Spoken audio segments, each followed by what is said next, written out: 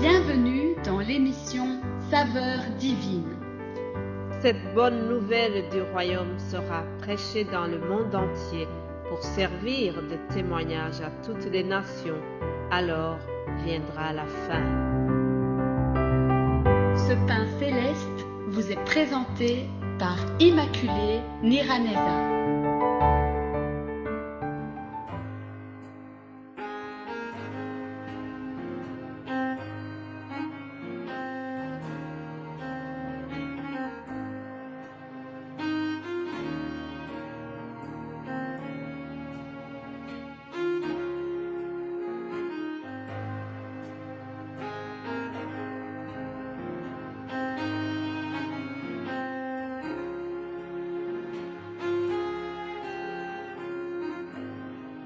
Bienvenue très chers amis à l'écoute de cette émission, que la paix de Christ soit avec vous.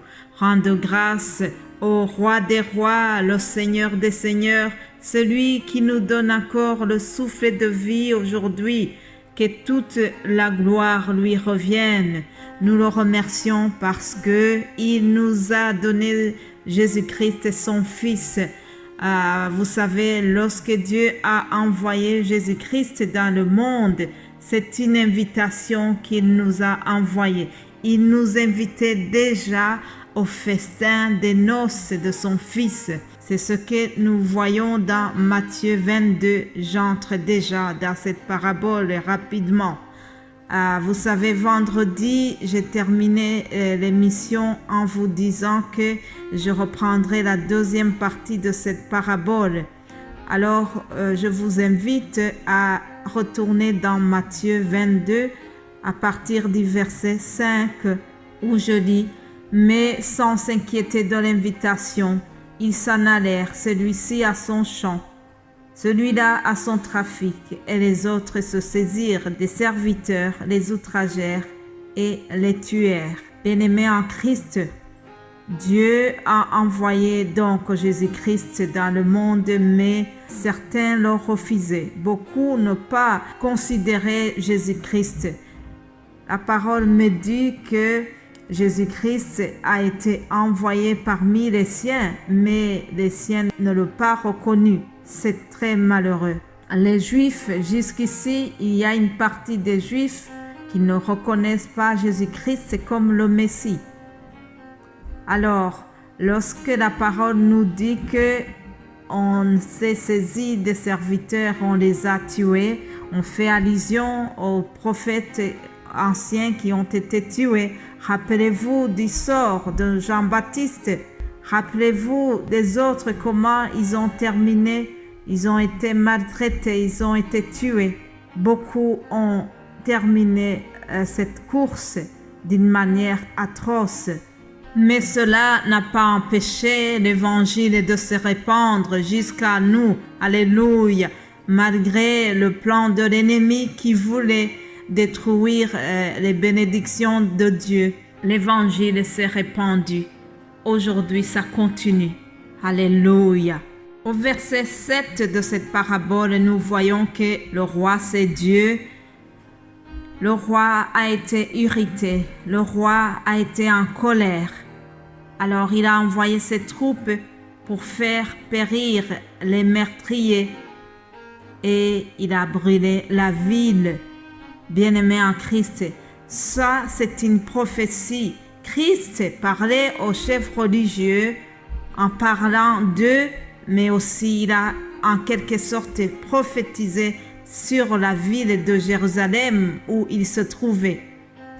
Lorsqu'il dit que la ville des meurtriers a été brûlée, ça fait allusion au sort de la ville de Jérusalem dans l'année 70. Ah oui, chers amis, la patience de Dieu a été finalement à bout. Je dirais que la patience de Dieu était à bout. Même si Dieu est lent à la colère, mais il a été un moment où sa patience était à bout. Alors le jugement est tombé sur Jérusalem dans l'année 70, comme je viens de le dire. Même le temple monumental, cet édifice dont tout le monde était fier, a été détruit par le feu et il était réduit en poussière. Ça, c'était déjà la colère de Dieu qui se manifestait. Je reviens dans notre parabole. On nous dit que une fois que les invitations n'étaient pas considérées, le roi a demandé à ses serviteurs d'aller inviter les autres gens. Allez donc dans les carrefours et appelez aux noces tout ce que vous trouverez. Ses serviteurs allèrent dans les chemins, rassemblèrent tout ce qu'ils trouvaient méchant et bon, et la salle des noces était pleine de convives. Qu'est-ce que cela signifie, chers amis?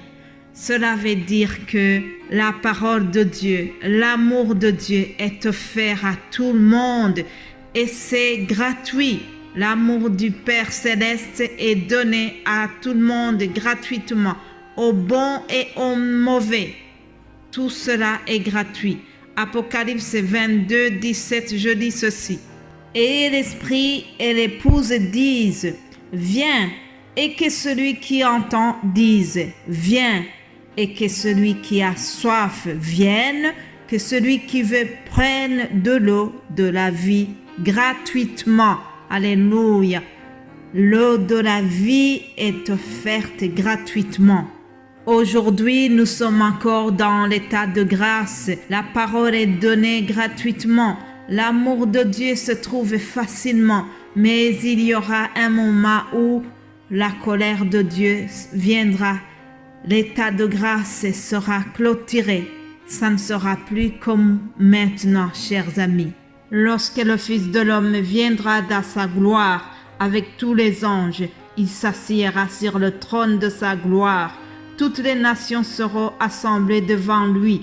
Il séparera les uns d'avec les autres, comme le berger sépare les brebis d'avec les boucs. Et il mettra les brebis à sa droite et les boucs à sa gauche. Alors le roi dira à ceux qui seront à sa droite, venez, vous qui êtes bénis de mon Père, prenez possession du royaume qui vous a été préparé dès la fondation du monde. Alléluia. Mais faisons attention, parce que tout le monde ne sera pas jugé de la même façon. Il dira à ceux qui seront à sa gauche, retirez-vous de moi, maudits. Allez dans le feu éternel qui a été préparé pour le diable et pour ses anges. Prenons garde, mes amis. Prenons garde, faisons attention. Que Dieu ne nous dise pas, retirez-vous de moi. Ah oui, tous ceux qui auront refusé l'invitation, ceux qui ont refusé Jésus-Christ qui nous a été envoyé, seront jugés, seront condamnés.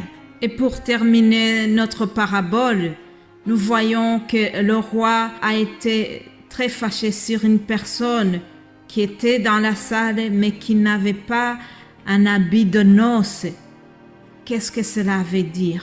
Comment ça se fait que le roi a été fâché sur cet homme? Peut-être qu'il n'a pas eu le temps d'aller chercher un habit de noces.